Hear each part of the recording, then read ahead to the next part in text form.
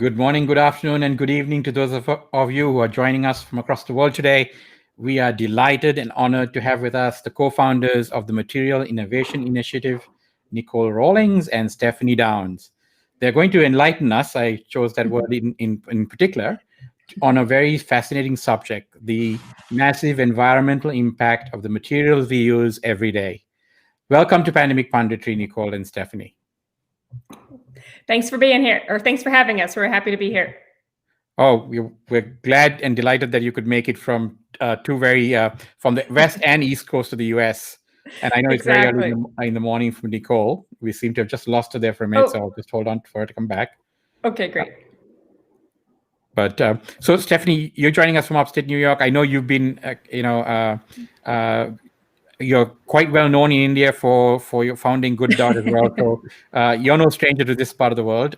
So we're thrilled to have you on board. So maybe the both of you can take a little time and, can I take a few minutes, provide our viewers with some context and perspective on the sheer scope of the problem you're working to solve at MII. Sure. Nicole, you want to grab that one? Sure. Well, we can say Stephanie and I joined because we really care about animals. And, we saw how many animals were affected in the food industry and how successful programs like the Good Food Institute were in changing the system, bringing alternative products to market that consumers were really excited about. And then Stephanie had looked at the materials industry and said, look, nobody's doing it there. This makes sense. Why don't we try and look there? And there's still huge amounts of animals that are killed for the materials industry. So we're talking over 1.4 billion cows, over 1 trillion silkworms are boiled alive every year. In total, it's about 4 billion land animals and then the 1 trillion silkworms. And then the more we looked into it, the more we saw how animal materials were bad for the environment. And so actually 4 out of the top 5 worst in materials for the environment come from animal sources. And what would those 4 materials be? Sorry. Yeah, so it's silk, alpaca wool, traditional wool, and leather. Okay. Yeah, well, alpaca was something I was not thinking about, but the other 3 seem to be pretty close suspects. So in terms of, so are these 1.4 billion animals, specifically sort of, reared and grown and slaughtered, or these byproducts of, say, for example, the dairy industry or the meat industry? I know that for leather that probably is the case, but So what's the answer? The 1.4 billion, the breakdown. Yeah. So for the 1.4 billion cows, it is a co-product of the meat industry. But it's really interesting. Actually, this is something I've learned recently. That economists have looked at the meat industry, and the profit margins are so low that they think the profit from leather can actually really be propping up the industry.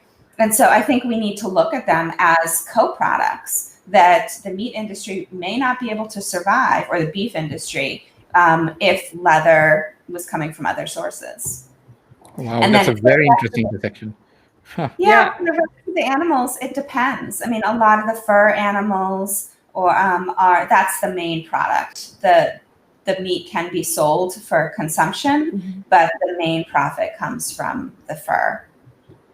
And also, so to also break it down for the viewers, when we talk about materials, we're really breaking it into 6 categories. And so we've hit on some of those, which is leather, wool, fur, silk, down, and exotic skins. And exotic skins are still a type of leather, but they're so unique that we put them into a separate category. And, as Nicole was talking about the leather, it's seen as a co-product. I would say wool is seen as a co-product, but, silk, without a doubt, is the primary reason that those animals are raised and boiled alive.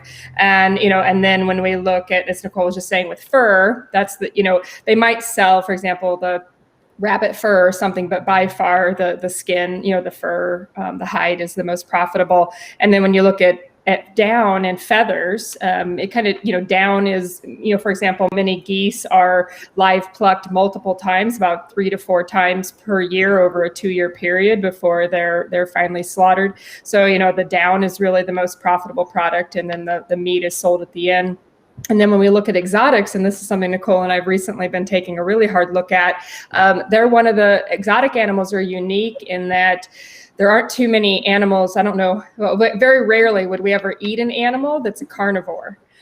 Whereas exotic animals are carnivores. So we actually have to feed for every one crocodile, for example, we feed them probably 1,500 animals to kill that crocodile. So, it has to actually, over the years of its life that it's raised as carnivores. So yeah, as we've gone deeper and deeper into the numbers, the impact has been even larger, I think, than Nicole and I realized when we first started, brewing on this concept. So that was fascinating data point there. So if you use exotic follow-up question. Sorry, Lave. Okay. I know we talked a lot about leather, fur, silk, and exotic skins, wool, and stuff like that. But these animals are also harmed by testing, right? Like make products and all of that stuff as well. But that's not something that we're focusing on right now, or? Correct. That's not something we're focusing on. We're focusing on the materials that go into the fashion, automotive, and home goods industries. But there is actually another awesome nonprofit, if I could mention them, the Center for Contemporary Sciences, who's working on the medical testing. Yeah, so they're doing very similar to us, and they're helping get entrepreneurs going that are creating alternatives to animal testing. You guys should definitely have them on the show. They're great. Yeah, we'll definitely do that. So the 1,500 sort of animals that go into saying, if I may say, use this fattening up a crocodile so you could make leather out of it.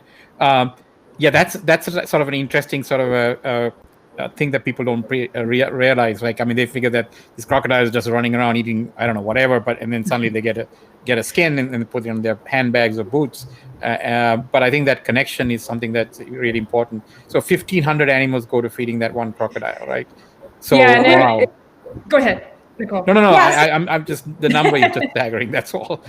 Well, and we're still, Nicole's our numbers person, and she's amazing at it. And that's one of the challenges we're also learning in this industry is nobody's really been tracking it. The FAO does not track exotic animals. So we've had to going through CITES and different things. But from what we've been able to identify, they're fed things such as baby chicks and rats and fish, but they might also be fed a goat. So it kind of depends on, it could be one large animal or many smaller animals. So we've done our best to kind of estimate. We've even done things like reach out to zoos or, like exotic rescues to say, how many animals does a crocodile eat every week? Like it's actually been fascinating how hard it's been to figure some of this out. And then to your point, most crocodiles are raised in farms. Right. And then and we're seeing more and more of a move toward farming these animals versus poaching them in the wild. But like pythons, for example, might be poached in the wild.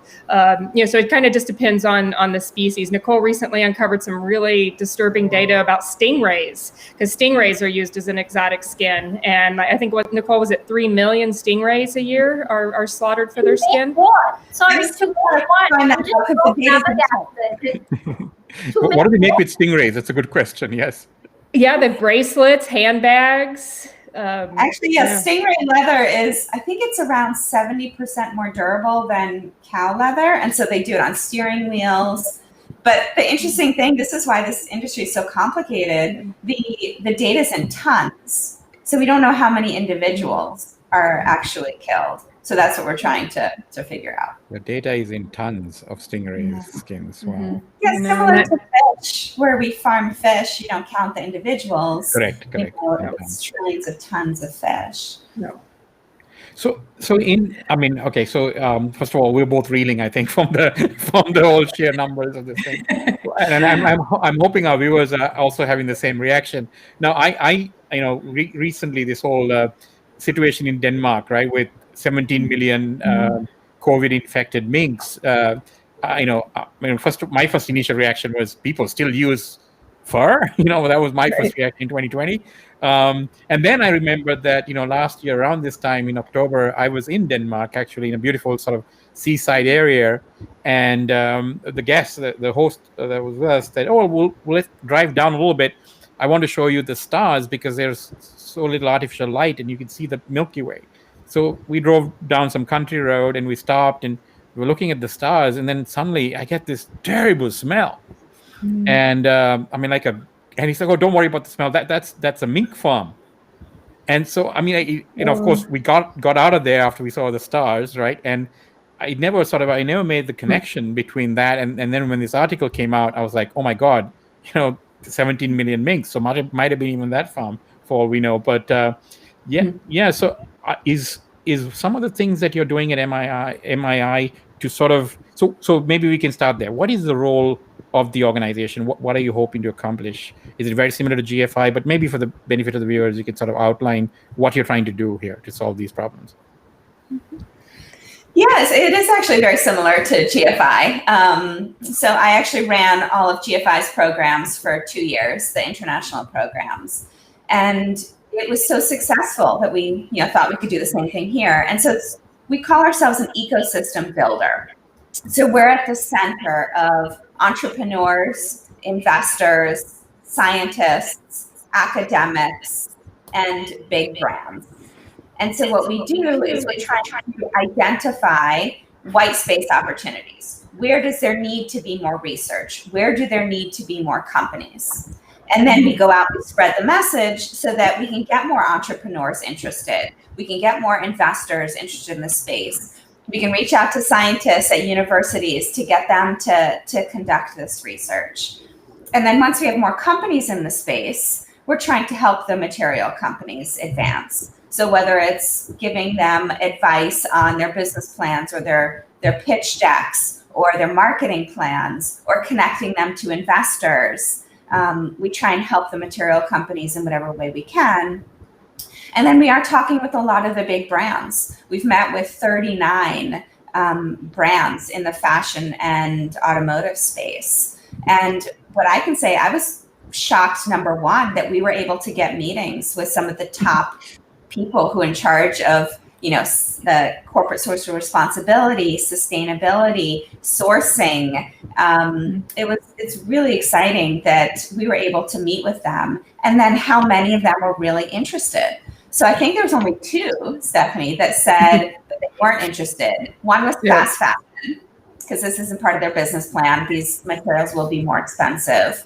And then one said they got it. They were already on top of it. So it's really exciting to see how much industry is excited about these, what we're calling next gen materials. So when you say fast fashion, those are companies like H&M and people like that. I'm not that I'm asking you for a name, but those companies that have very quick turnarounds of material and yes, it is ones that have very quick turnarounds, but H&M is actually very good at this. We'll say they do have a number of products on the market right now with Pinatex, a company that's using pineapple waste to create a leather.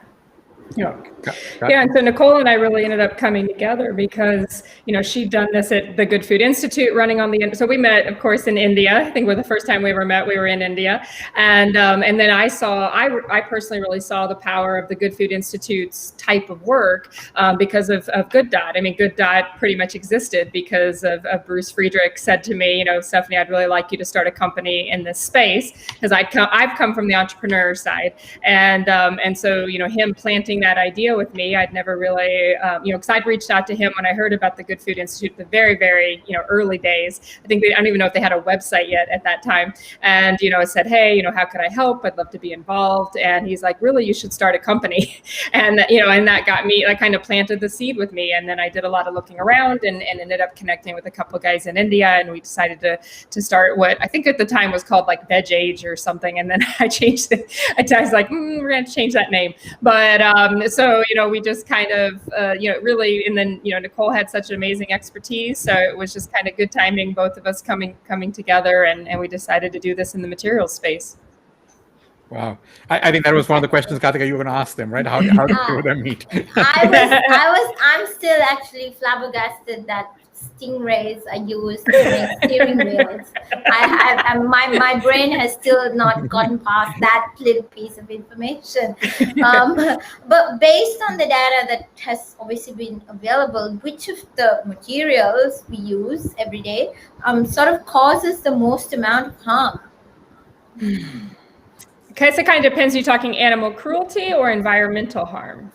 Let's say environmental harm. Okay. I think, Nicole, that would have to probably go to, well, I don't know. I get so it's interesting because I think, silk is one that's very environmentally damaging because silkworms eat mulberry leaves, like eat leaves off of mulberry trees, which the trees themselves are very water intensive and have, environmental impacts in just growing all of those trees to feed to the worms. And then, of course, you're looking at the downstream dyeing of the silk and, other things that then have wastewater and harmful chemicals. But, leather kind of is the one I think that, again, I think they're a little bit hand in hand because leather, when you have to take a piece of flesh that's literally would rot, if you just like put it in the ground, and you have to turn it into something that now won't break down for probably a couple hundred years. You have to use some pretty toxic chemicals to get to that point. And so I think each of the materials has their own challenges because, like, for example, if you look at down where you've got a goose for, the farming and the waste, and it's just, it's pretty much there. So it can be live plucked every 4 to 6 months. They each have their own challenges, but I think leather and silk, Nicole, would you agree with they're probably the two at the top? Well, and I think the issue is when you're looking at sustainability, there's a lot of considerations, right? So like Stephanie mentioned, the water use, that's a big issue. Eutrophication, so the runoff of fertilizers into waterways that then builds up algae and takes away the oxygen from living creatures, that's an issue. The emissions of greenhouse gases, right? So like cows emit methane, which is, oh goodness, it's over 70% more potent than carbon dioxide. That's another issue. And so the complicated thing about that question is that it just depends on what we're looking at. And a lot of them, it's comparing apples to oranges, right? Mm-hmm. The greenhouse gases compared to water use or chemical use, like Stephanie mentioned with tanning. It takes 250 chemicals in the tanning process to convert a hide into a piece of leather. 250 chemicals. Mm-hmm. And some of those, like chromium, are really bad for even human health. And then, of course, that gets into waterways and it gets into the environment around the tanning facilities. Mm-hmm. And so what we've learned is, in general, out of all these factors, animal materials are the worst on all of them. We really just need to move away from them. Yeah. I mean, point taken. Karthika? Yeah, sorry, I'm still like reeling with all this information. Well, I can tell you, they use horseshoe crab for some medicine, the horseshoe crab blood, which is another thing. Oh, yes. Yeah. I've seen those. So, interestingly, I had this other weird question, right? So obviously a lot of people are now saying zero emission cars, electric cars, and all of that stuff. But sounds like that doesn't matter if we're having like leather upholstery or steering wheels made out of stingray flesh or hide or whatever, or leather. And there is a lot of push. I've done some work on that in the past. I've done a lot of work over the years for animal welfare groups, pushing corporations to move toward animal alternatives. And the automotive industry, I will say, is probably where we see some of the most innovation around leather. Because of the environmental impact, but even more so, I think that the driving factor that from them is more the performance. So a lot of these synthetic or leather alternatives, they're able to engineer them in such a way that they're water, they're better, have better waterproof, they're more scratch resistant, and we're even seeing, it's interesting with the automotive industry, how they're doing it. Like I believe it was Porsche, where they're using the material and they're not getting into the discussion of vegan leather. They're just calling it a performance fiber. And, the customer can sit in the car, they can touch it. And that's something I found, Nicole and I spent a lot of time also kind of discussing and debating consumer acceptance of these materials. And one of the amazing things that's really, we really have on our side kind of, I believe versus food, where it can be more challenging, is there's no consumer mental barrier to this, right? Like I always joke that never does anyone say, I just can't give up my wool, so, just people don't care. And they also can try it before they buy it, right? So like with a car, if Porsche said, they see this beautiful interior, Porsche says this is our performance fiber, it's our performance, leather, they just say something like that, the consumer can touch it and feel it. and they don't really care what it's made of, right? So they're just happy that it's something better. And that's the thing with a lot of these materials, it can be aspirational, where like these new innovations are actually better than in so many ways, and it will actually be a better consumer experience too. But so we're seeing a lot of innovation in the automotive industry. That's good to hear. I mean, I know Tesla sort of led the way initially by, equipping their cars with vegan leather.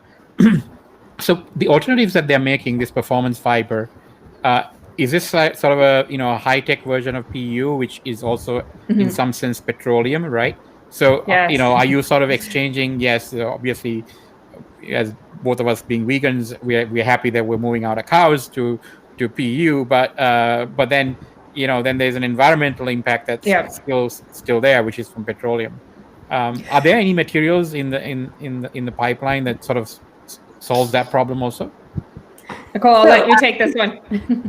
Actually, within the last month or two, Bentley just announced that they're going to use Vigea, which is a byproduct of the wine industry. That they're making a leather out of the byproduct of the wine industry. So they're going to put Vigea in one of their models. How do you spell that? Vigea. Oh, okay. Byproduct of the wine industry. Wow, leather made of that. Interesting. Well, and I think you've got an exact point, which is there are a lot of alternatives that are made out of PU or PVC, right? I think we've all probably have them somewhere in our house, right? Those are what we would call synthetic leathers. And even though there's no animals in that product, it still has a bad environmental impact. And so for us, we are trying to move the industry away from those as well. We need to get to more bio-based materials. And for us, it's also about trying to do better, constantly pushing for innovation, not waiting for perfection, right? But going with the best there is now. And then the more competition on the market, actually, the more all these companies will consistently be pressuring each other to innovate. And so we're working with some companies who are chemical companies, and the majority of their product is a PU or PVC, but they've gotten a percentage of that product, like 30% bio-based. That is an impressive improvement. And so when you say bio-based, what exactly does that mean? So it's something that's bio-based could really be anything, but the way the industry looks at it is things that comes from current biological sources like plants. So it could, I don't know exactly, Stephanie, do you know what the companies are using? Corn, primarily a corn byproduct. And to Nicole's point, I mean, one of the, we're the same as you guys, right? So we're vegans and we have synthetic leather purses, and we think all of that's amazing because at the end, for us, our driving motivation is to decrease that cruelty. But one of the other motivations in starting MII was that, in talking to the brands, the challenge they're facing, because they're under tremendous pressure to decrease their environmental input, to improve their sustainability and the materials that they're putting out. And so, these vegan materials that are more made out of plastics have been around for decades, but actually in the last decade, they've become very realistic as far as the quality has gone up significantly, and like the faux furs and some of the vegan leathers where you can barely tell the difference hand-wise. And so that makes me sad a bit, because they've become so good quality-wise, but now 5 years ago, we weren't hardly talking about plastic, and now that is the number one conversation. And so we also saw where we're not seeing these brands adopting these, especially the fashion brands, adopting these vegan materials as much, because they're being told that the animal fibers are natural and, they're better for the environment. That's, certainly not necessarily not true, but, it's definitely an easier story to spin. So, one of the things that Nicole and I wanted to do, we see the challenge, right? Like, we've got to get more innovations coming that are vegan and more sustainable if we're going to see these brands really moving away. But the good news for whether you're an investor or entrepreneur or somebody in this that wants, is considering this space, is the demand from these brands is undeniable. Nicole had talked earlier about how quickly we were able to get meetings with the, major global brands. They are actually actively out looking for more material, for more sustainable vegan materials. And I mean, we really, I don't think we couldn't possibly overstate the demand that is out there. It'd be as if every vegan restaurant and every restaurant and every chain around the country, a grocery store chain, was actively looking for plant-based meats like every day. Like that's what it's like. The demand from small designers to global, Fortune 100 companies are all looking, and so the demand, it's just there. If we can get these products to market, and we don't want to miss this opportunity. So I'm hearing two things there. One is that, hey, entrepreneurs and startups, if you're thinking of joining, this could be the next hot space next to plant-based and all protein, right? I'm sort of hearing that message, reading between the lines, and the other is that I'm hearing is that the companies, the brands themselves may have realized, and maybe this is a bit driven by the Doc Marten experience, right? So they launched a vegan line of Doc Martens. I happen to own one, and all of a sudden, their sales goes to the roof. The brand gets revitalized, and so maybe they also see the money in it. So I mean, maybe that's what's driving it, other than pure altruism. So I mean, do you concur with that, or? Yeah, I think there's definitely money in it, but I think the brands look at what consumers want, right? I mean, they aren't going to be successful if consumers won't buy their products. And we actually did a study last year of American consumers, and we did one this year of Chinese consumers. Okay. And we actually found that 55% of American consumers and 66% of Chinese consumers would already prefer purchasing a leather alternative to traditional leather. That was pretty high. I did not expect that. And this was an independent study. This was random people polled from both countries, not just like Stephanie's and my friends. And then the other thing that was really shocking to me was 76% of American consumers would purchase leather. We framed it as grown from cells in a factory. So cultivated leather, like we're looking at with meat. That's a really high number. And in China, it was actually 80%. Wow. So consumers are already looking for these alternatives, and they're open to lab-grown materials, and more so than food. And like Stephanie was saying before, you don't put materials in your body, right? So people are skeptical of technology in food. They're not skeptical of technology in their cars or their homes. They're used to that, right? They want that. And so it's actually a lot easier, we think, to convince consumers to purchase these materials than it is in the food industry. Karthika? So speaking of technology, it's just, obviously there's a big push like in the fashion industry, etc., for nanotechnology, fibers and self-cleaning t-shirts and things like that. So how are some of those advancements kind of affecting some of the work that the Material Innovations Institute does?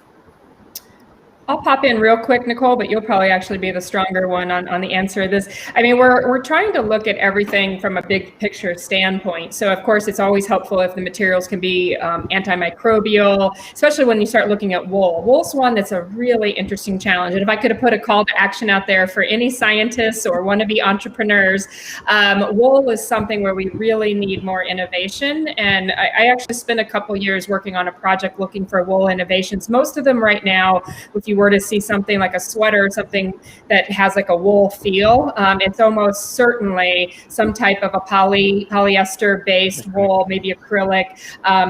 Might be using something that's called like a hollow core, which, is a hollow core yarn where, heat and it helps to regulate body temperature a little bit. You see that more in performance fiber, like performance attire. But so certainly in those ones, we have to start, we have to blend in things that are antimicrobial, anti-stink, because people are so used to wool is a very complex fiber and it has those characteristics in it naturally. So as MII, we're out looking at everything from that big perspective. What are companies out there that have maybe done that in a different way that we could connect them with one of our entrepreneurs? And the same with circularity. It's a really big discussion in our space. Is not just, is this, in the production of it that it's more environmentally friendly, that maybe it's not made out of plastic, but what does the end of life look like for it? Could it be ground down and turned into another garment? Could it be used in a different way? Is it biodegradable? So, there's so so much. There's a lot to be learned around materials, and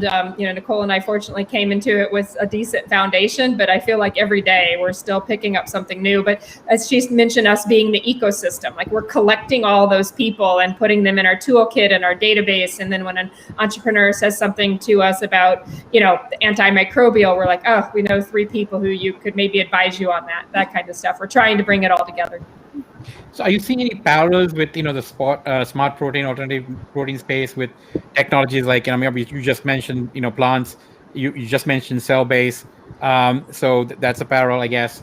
There's fermentation in the plant-based space, the synthetic biology.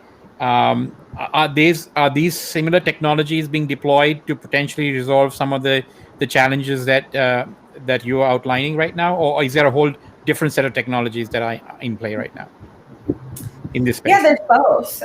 So in the material space, there's both the cultivated leather, and actually a lot of the cultivated meat companies are also working on leather because the technologies are very similar. And then precision fermentation, which is taking the DNA from a collagen, which is a protein that's skin is made up of 80% collagen, and putting that into a bacteria or yeast. And then that bacteria or yeast grows that collagen. So it's actually a very similar process, right? It's protein, right? I mean, we're talking about alternative proteins. I mean, that's not how the industry means alternative proteins. Right. But this is what we're doing. And then there are other technologies that you can think of more along the plant-based meat line, where you're taking a plant source and it's going through, either grinding up process, or you're using moisture or temperature to change the format of that ingredient into a whatever we're talking about, leather, wool, down. So it is similar technologies and processes. I've heard of mushroom-based leather, pineapple-based leather, and I'm sure there's sort of other materials you could use as well. I think cactus, right? Cactus, yes. Mm-hmm. Desert toe. Well, and that's the thing. There's so many opportunities where we're talking about white spaces, right? Why not go and try out new things? I mean, pea protein really only exploded a few years ago because, one company had discovered that pea protein worked really well in these alternative meats. Right. There hasn't been that much experimentation in the material space. We need people out there really experimenting with all of these different plants. And the exciting thing is, too, for materials, it does not need to be an edible plant, right? So for the food industry, that source material is restricted to things we can eat. It's not true with materials. And I should chime in real quick because I think listeners will find it interesting. Also, these are enormous industries that people don't even realize. So the leather industry alone is $80 billion. I think the fur industry is it Nicole? Is it $9 billion? I'm doing these off the top of my head. I know the exotic skins industry is $3 billion. These are large industries, and they're selling again into fashion, automotive, and home goods. This is where we're seeing things primarily being used. Of course, in the automotive industry, it's leather and wool, because they use wool in the carpets and things in the cars. In the fashion industry, they're using all 6 of the materials, and then in the home goods, it's primarily silk and leather is where we're seeing the main drivers there. And then down comforters and things. Wow. So I mean, this is in some sense. I was wondering if you were to sort of jumpstart this ecosystem and encourage people to sort of, and you've laid out the problem in quite clear terms. So you want startups to sort of start looking at potentially innovating in this space. So what kind of skill sets, or if somebody's listening here and thinking maybe I should start something, what kind of skill sets do they need to have? What kind of science backgrounds or scientists or do they need to bring into this process? Are the same people that are in food, can they go do their stuff, or is there a whole new sort of skill set required? I'm just curious. Well, I think with any good startup in the space, you need a business founder and a scientific co-founder. Right. So if you're one or the other, find the other one. Right. And then on the science side, there's a wide variety of science backgrounds that can be useful to this space. So material science, material engineering, chemical engineering, cell biology. There's a lot of areas that scientists can get into this space, and also depending on the technology of the company, of the product you're trying to make. And if I can actually put it out for any scientists listening, we are hiring a senior material scientist right now. So we are looking for one as well. And there's not a lot of scientists in this space yet. So we think there's a lot of opportunity for scientists from other industries to come over. And as long as you understand the building blocks of how to create a material, then we can come in and also help the scientists and the companies understand what that end product needs to be, right? On our website, we actually do have a report that talks about the performance metrics that are necessary for a bovine leather material, right? Because you have to meet those industry needs. Kind of like if you're talking about the food industry, what's the taste? What's the texture? How does it cook, right? For the material industry, we're talking about the hand feel. What does the color stay? Does it wick water when water tests it? Is it durable when you scratch it? So there's a lot of different and all that stuff as well. Yeah. Do you also check to see when somebody brings a material idea or has material, how sustainable it is, what kind of carbon emissions that it would, bring forth and things like that? Also, those markers are also looked at. Or? Yeah, that's. Oh, sorry, Stephanie. Oh, go ahead. Right. So that's okay. I was just going to say, that's not something that we as Material Innovation Initiative do, but we know companies that can do what are called life cycle assessments, life cycle analysis, LCAs. And, that's something that the Dior's and them of the world will require prior to using that material. So for the most part, it kind of depends on the brand. Like some of the sports performance companies are sometimes making their own materials, but even then, for the most part, most brands partner with have material vendors. So then those material vendors have to provide them life cycle assessments of the water usage, the electricity usage, the amount of chemicals, making sure there's no toxic chemicals that aren't allowed. Like Europe has more restrictions around that than many other countries. So they'll have to provide that to the brand. But we don't perform that type of assessment, but they're part of our ecosystem that we could refer people to. So we understand you're sort of a young, growing organization. So what are some of the challenges and constraints do you currently face in getting sort of the message out, building out the ecosystem? I would say with all new companies, the issue is money. So, I mean, it's been an interesting year for a lot of different companies. I'm really excited with what we've accomplished this year, but we've had very little staff, right? So we were actually just awarded a $200,000 grant for the scientists for 2 years. That's going to make a huge difference for us and being able to bring in somebody who has that expertise that Stephanie and I don't, who can really analyze, the science behind these materials and encourage more people to get involved and really talk to scientists on their level. We also really need a communications person. So like you're saying, getting the message out there, like having GFI was extremely successful in creating this international discussion, right? That people were aware this was an issue and that there was opportunity here so that more businesses, more scientists and entrepreneurs will get involved. So I think it's a matter of time, but that's what we could use right now. Those growing pains. Nicole's being kind. She's done an excellent job. I was going to say, Nicole's done an excellent job this year, though, of bringing in a lot of funds. So she's not giving herself enough credit. So she's the raging force behind that. So, and we also have brands coming on we can't talk about because they're under NDA. But we also have brands that are providing us funding too, in exchange for early access to contact innovators and early access to our reports. So we have kind of a whole brand partner program. And so that's been going well too. But just everything like the typical startup, it is, we're facing all the typical startup things. Well, and given your background from GFI, I'm sure they faced similar challenges when they first started, I assume. I think they were actually a lot better off financially. They got a big grant from another organization to get started, and their first year they were. I don't know another nonprofit that was able to raise that much that GFI was in their first year. It was really incredible. But I think it's interesting because especially with our vegan networks, that everyone's aware of food as an issue, right? All vegans are aware of food as an issue.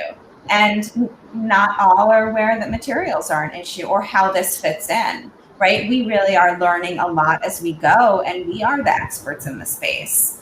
And so I think it really is about getting out the message more about how this does fit in with the food industry.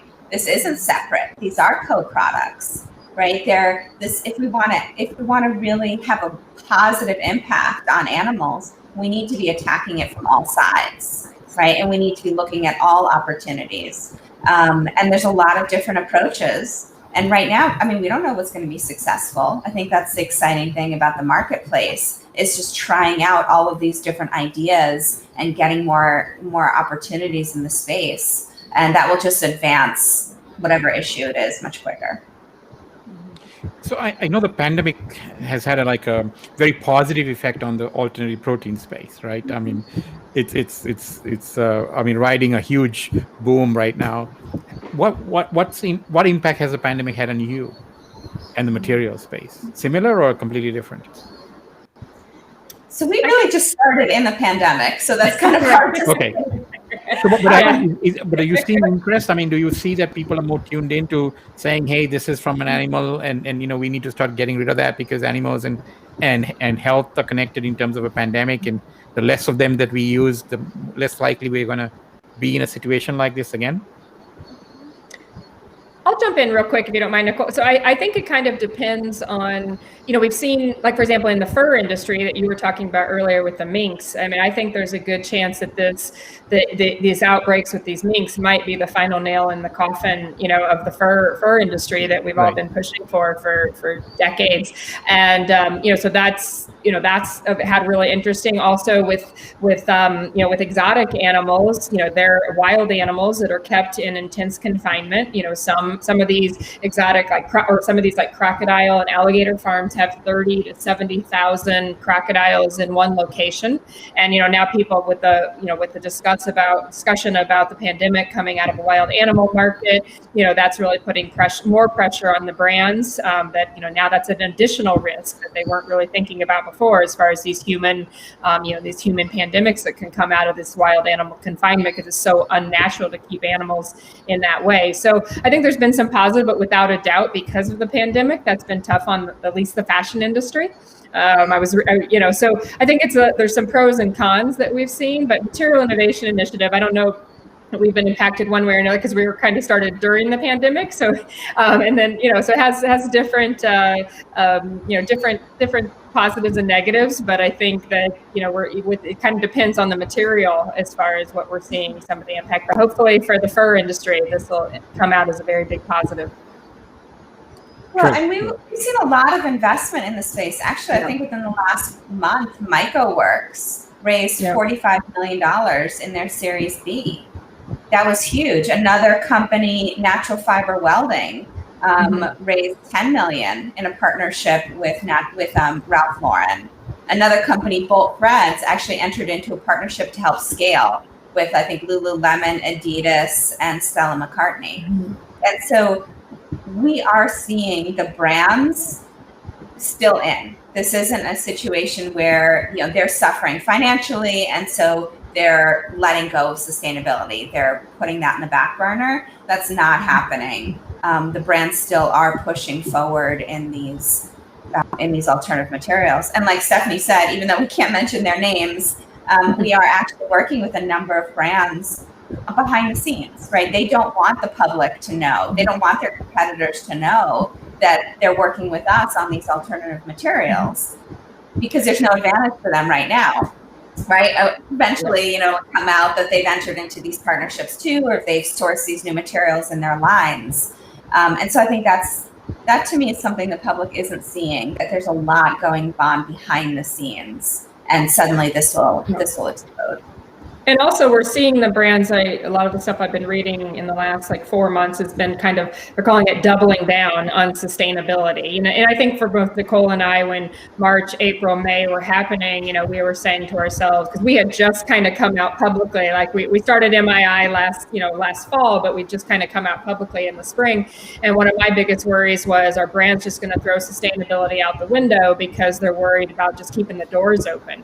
And that was kind of one of my fears. I was watching the news and watching everything that was coming out in industry publications about fashion sourcing and such. And if anything, we've seen it just even more pressure put on them, that clearly global warming, everything that's, our world needs some serious repair. And, they're seeing it as we've got to work on, improving our footprint. And so it was actually an interesting thing. It was the Paris Fashion Pact. Was signed last year, and companies just keep joining onto it, where they're committing to certain sustainability guidelines. And the statistic is, brands have figured out that, I think it's, Nicole, is it 70 or 72% of their environmental impact comes from the raw materials. And so if they can improve this component, they can significantly improve their sustainability. Nicole, did I get that stat right? Now you're throwing me off. You said, I thought it was 76%. Okay, something in that range. One way or another, it's a lot. It's a lot. It's high. Well, brands we talk with internally, they use different numbers. So I think it's 76% that's a Kering, that's a very well respected leader in the sustainable apparel space. But brands internally even use higher numbers. And if you think about it, that's what the material is. That's what they're selling, is something made out of raw materials. And so that's why we're also very excited about this space. It's an opportunity to have significant effect on the sustainability of the fashion industry. Countries like Sri Lanka, India, Bangladesh, who source some of this apparel, right, which is going through a massive sort of, Sri Lanka is struggling pretty badly with shutting down of factories and everything else because of demand situation in the West. Could they potentially pivot as a sort of a strategy to diversify their portfolios by getting into the manufacture of some of these alternative raw materials, for example? Because some of the sources of some of those things, plant-based stuff, is in those locales, like pineapples, for example, or mushrooms, or any other kind of non-edible plant, for that matter, could be used for this, right? So could that be a potential sort of pivot for some of these garment manufacturers in terms of a diversification strategy? Yes, diversification always makes sense in a business, right? I think any business that has all of their revenue coming from one source is putting themselves at risk. And so I think the thing that's exciting for me in developments, especially in the Asian markets of these materials, is that's where most of the manufacturing occurs for the fashion industry. And so having the raw materials, the manufacturing of the materials, and the manufacturing of the end goods in the same area makes a lot of sense. And that's less environmental impact that you have from transport.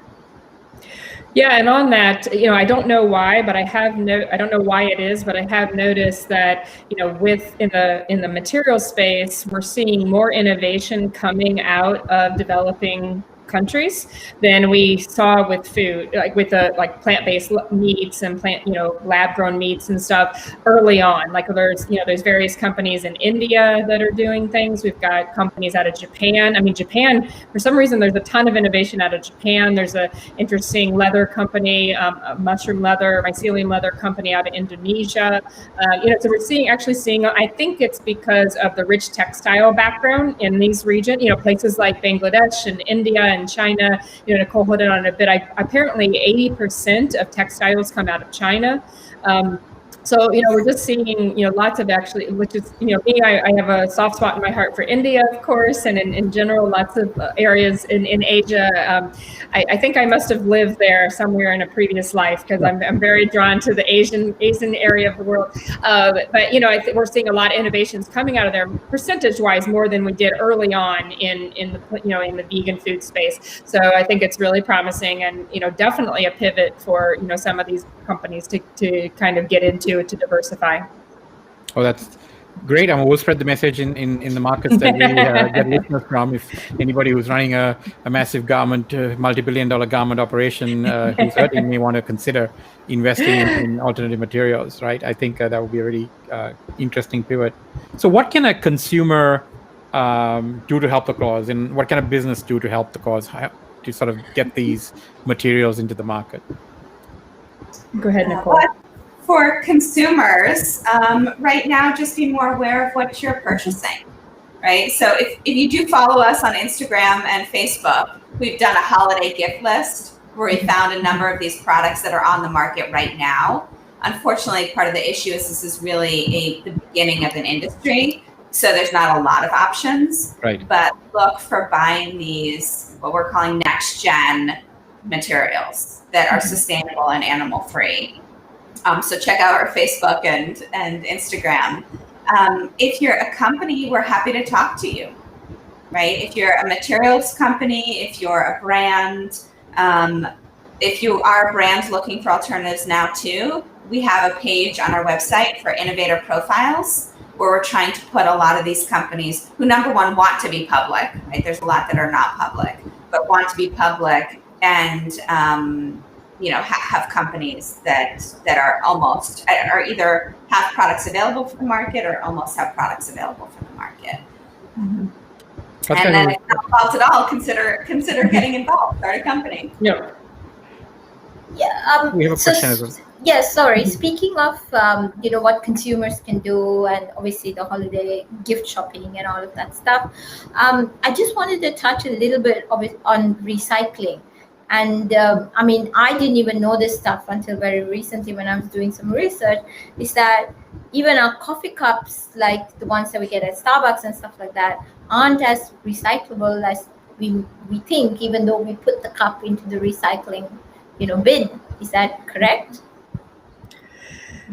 Yeah, I'm not sure on the Starbucks. I don't know, Nicole, do you know? But as far as recycling for this industry, it's a very interesting conversation. And there's groups like Textile Exchange and circular fashion. I'm lost on Higg Index. There's groups that do kind of different assessment looking at this. But recycling is very interesting, because you can or into life, I should say, whether like if it goes into a landfill, which we know most of them are going to, will it break down, or could we somehow gather that? But what's also interesting is something that the fashion industry is really looking at, is probably the most fabric waste comes from the scraps. And so like when they're cutting a garment out of something that's done what's called roll to roll, where you've got like rolls of fabric and it's going through the production line, I believe the number is it's 15% of that garment right there just goes into the waste bin because of as they're cutting the patterns and stuff. And so there's a lot of people even looking at that, how could we do this differently? Whether it's different types of digital manufacturing techniques and stuff. But I know there's a lot of companies, there's one company out in LA that I talked to a while back, and they're working on recycling polyester and cotton blends. And in talking with them, they didn't even have to, at this point, be concerned about what do we get from the consumer. They've got so much waste that they're just buying from the factories that are making garments that it keeps them more than busy and recycling that into a new yarn. So it's a very complex challenge, because you've got what's coming from industry, the industrial waste, which if we can just recycle that, it's a huge win. And then you've got it at the consumer, like how do you gather that garment, how do you get it to the right place? So recycling, I've been trying to learn more about it recently, but it's a very complex, situation. Yeah, and sometimes also when you recycle it, it ends up being worse off than it was in its original state, right? In the sense that it's a lot more harmful. because of the Right. chemicals you got to go use to break it Chemicals they down. use, yeah. Well, so yeah, there's mechanical recycling, there's chemical recycling. I mean, mechanical is ideal in that it's, ground up or used, but, and that's the other thing is there's certain fibers that, maybe they can, every time they get turned into a new yarn, unfortunately, the fibers are not as long as they would have been in the original form. And so, so it ends up not being, the yarn that gets produced is not as durable. So then, brands have a hard time using that. So it's, it's an interesting situation. It's also challenging too, because let's say you're working on a plant-based leather, and I mean, you want it to be something that's going to be biodegradable, it's going to break down at a decent amount of time, but then at the same time, those brands want that to be something that they can put into a machine and they can scratch it like 5,000 times and it's, it's still going to hold up, or they're going to tear it and try to, so they also, and it needs to be waterproof. It needs to be like with the faux furs, they need to be fire resistant. In most regions of the world, faux furs have to be fire resistant. And that's one of the challenges that the faux fur manufacturers run into is they have to coat it with something that keeps it from, makes it fireproof. And that's not necessarily, that has to be a fairly intense, chemical. So yeah, so it's an interesting challenge, and also for Nicole, to make mine and Nicole's lives even more challenging. Each of the materials has different specs it has to meet. It has different. So yeah, there's a lot going on. So Nicole, we featured. Sorry, I rambled on.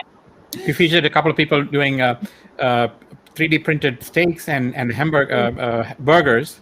Maybe there's a 3D printed material plant-based that's in the future, right? So you can those 15% of the waste just goes away because you print exactly what you need and not more or not less. Absolutely, yeah, absolutely. Yeah, I've been working on a 3D printing project. I think 3D printing is amazing. Wow. So I think we're at the hour time frame. It's just been absolutely, from my perspective, I've learned a lot, and it's one of the perks of this job that we get to talk to incredibly interesting, fascinating, and brilliant people around the world, and with each session we improve our corpus of knowledge and experience as well. So that's one of the perks of this job. But I must say this has been an eye-opening sort of a session, and hopefully our viewers think the same thing. I think we've sort of had a lot of focus on what we put into our mouth and use as food. A little bit in this month on fashion and the impact of that on the apparel industry, on the environment from a climate emergency perspective. But this is a whole other sort of area that we've sort of taken for granted, that these materials exist, but we don't really pay a lot of attention. And maybe because, as you said, we don't actually consume it, right? I mean, we use it, we sit on it, or we drive on it, or we wear it, and therefore we probably don't think about it so much, unless of course it looks like a crocodile skin or a python skin, and then of course there's a conscious identity with an animal, right? So, and people choose to still do that. But thank you so much, I think, for sort of enlightening us in any way we can help. We would love to do that as well, as part of Pandemic Punditry. So as you guys get sort of more news, and if you have any companies you want us to showcase on the program, please let us know. We're happy to feature them, give them a little bit of a platform as well, so we can get other people to sort of get interested in the space. And from what I can just gather from talking to the two of you, this could be that next wave where investors coming in early probably can really benefit. This could be the next wave right behind alternative protein. So excited about that opportunity from an investment and startup perspective as well. We are too. Yes, thank you so much for joining us today. And for our viewers, don't forget to like and subscribe to our YouTube channel. And if you are more interested in more thought-provoking and content like this, and don't forget to set that reminder so content like this you will be notified of in advance. Thanks, everybody. Have a great Thank you. rest of the week. Thank you. Thanks, Good night. everyone. Bye. Bye. Good night.